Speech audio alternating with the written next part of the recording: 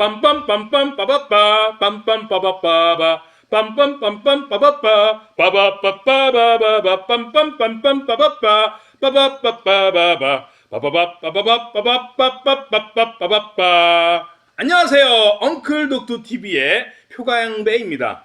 저는 멀리 아가르타 행성에서 온 외계인 에스트로노투스 오셀라투스 네오세라토두스 프로톱테루스입니다. 오늘도 여러분들과 즐거운 시간 가져봐요. 아빠, 오늘은 무슨 얘기야? 지난 시간에 우리 뭐에 대해서 얘기를 했었죠? 소행성 이야기를 했죠? 오늘은 화성을 지나면 소행성대가 나오는데 그 소행성대를 지나면 바로 목성이 나옵니다. 목성은 우리 태양계에서, 지구인들이 말하는 태양계에서 가장 큰 행성으로 알려져 있습니다. 목성은 기원전 7세기경, 지금으로부터 약 2700년 전에 바빌로니아 사람들이 처음으로 관측을 했다라는 기록이 남겨져 있습니다. 이후 기원전 362년경에 중국의 감리라고 하는 사람도 목성을 관측했을 뿐만 아니라 목성에 달이 있다라는 사실을 기록으로 남겼다고 합니다. 만약에 그것이 사실이라고 한다면 중세에, 그러니까 근세가 되겠죠. 갈릴레오 갈릴레이가 목성을 관측하면서 4개의 위성을 찾아내게 되는데, 그것보다도 2000년 전에 바로 목성에 달들이 있다라는 사실을 밝혀내는 게 되는 것입니다.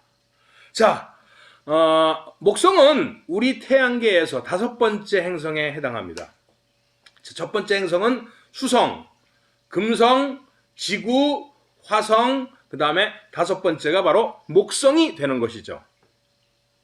목성은 태양보다 질량이 1000분의 1 정도로 아주 작은 편에 속하지만, 사실 태양계에 있는 모든 행성들을 다 모아놔도 목성보다는 가볍습니다. 목성이 2.5배 더 무거우니까 목성이 얼마나 큰 행성인지 우리가 알 수가 있는 것이죠.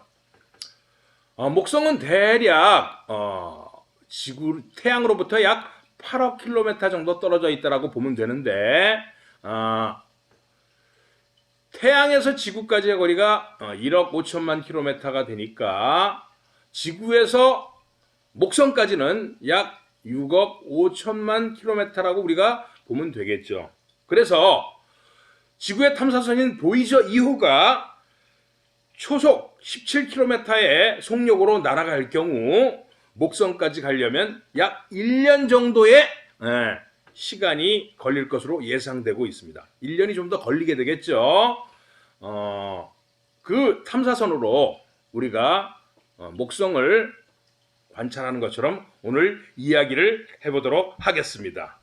아까 태양에서 목성까지의 거리를 대략 8억 킬로미터 정도로 잡은 것은 목성이 태양 주위를 도는데 타원 궤도를 돌기 때문에 거리가 정해져 있지 않기 때문입니다. 우리가 목성을 살펴보면 목성은 기체로 된 행성이라고 합니다. 물론 목성 중심에는 단단한 핵이 있을 거로 추정이 되고 있습니다. 하지만 목성은 주로 수소와 헬륨으로 된 그러한 행성이라고 보면 되겠습니다. 목성은 지구처럼 단단한 그런 지표가 없습니다. 그래서 우주선이 착륙할 수가 없습니다. 목성은 우리 지구의 지름의 11배 정도 되니까 전체 부피를 따지면 10의 3승배, 약 1000배의 부피를 가지고 있습니다. 그러니까 지구보다 부피가 1000배나 더 큰 그런 행성이죠. 하지만 목성은 기체로 된 그런 행성이기 때문에 지구보다 밀도가 매우 작습니다. 지구의 밀도는 5.5g 세제곱센티미터인데 반해서 목성은 1.326g 세제곱센티미터로 밀도가 지구의 4분의 1 정도밖에 되지 않습니다. 그것은 목성이 바로 대기로 이루어진 행성이기 때문입니다. 영화 스타워즈 에피소드 4를 보면 5를 보면 거기서 베스핀이라는 구름 도시가 나옵니다. 바로 한 솔로의 친구 랜도 칼리시언의 도시죠. 그 도시는 바로 구름 위에 떠 있는 그러한 도시입니다. 만약에 우리가 목성에다가 도시를 세운다고 한다면 베스핀과 같은 구름 위에 떠 있는 그러한 도시를 세워야 할 것입니다. 코스모스의 저자인 칼 세이건 박사는 지금은 돌아가셨죠. 코넬 대학교 동료였던 셀 피터와 함께 목성에서 만약에 생물체가 산다고 한다면 어떠한 생물체가 살 것인지를 상상을 해보았습니다. 그것은 뭐냐 하면 바로 둥둥 떠다니는 부유 생명체였죠. 그 부유 생명체를 칼 세이건 박사는 플로터라고 불렀습니다. 둥둥 떠다닌다 뭐 그런 뜻이겠죠. 그 생명체는 수소를 마시게 됩니다. 가장 가벼운 수소를 마시면서 그 수소 기체를 바로 암모니아나 메테인으로 만들어 내보내게 됩니다. 그러면 수소가 들어오고 무거운 기체가 나가기 때문에 그 생명체는 둥둥 떠다닐 수가 있다라는 그런 원리가 되는 것이죠. 물론 수소로 에너지를 만들어서 그렇게 살아갑니다. 그 목성에는 그러한 플루토가 있을 것이고 마찬가지로 지구처럼 그 플루토를 잡아먹는 헌터라는 생물도 상상을 해보았습니다. 헌터는 숫자는 적고 좀 더 빨라서 플루토를 사냥할 수 있었다라고 칼 세이건 박사는 그의 저술인 코스모스에서 이야기를 하고 있는 것입니다. 목성 얘기를 하면서 빼먹을 수 없는 것이 갈릴레오 갈릴레이가 발견한 4개의 위성입니다. 목성은 로마인들이 그들의 신화에서 신들의 왕인 주피터라고 불렀죠. 왜 그러냐면 우리가 남쪽 하늘을 관측하게 되면 거기 태양이 지나가는 길인 황도가 있게 됩니다. 그 황도상에서 가장 빛나는 별 중에 하나가 바로 목성이었습니다. 그래서 그들은 목성을 유피테르, 즉 영어로 주피터라고 이름을 붙였던 것입니다. 갈릴레오 갈릴레이는 목성을 관측하다가 목성 주변을 돌고 있는 4개의 위성을 발견합니다. 그리고 놀라운 생각을 하게 되는 거죠.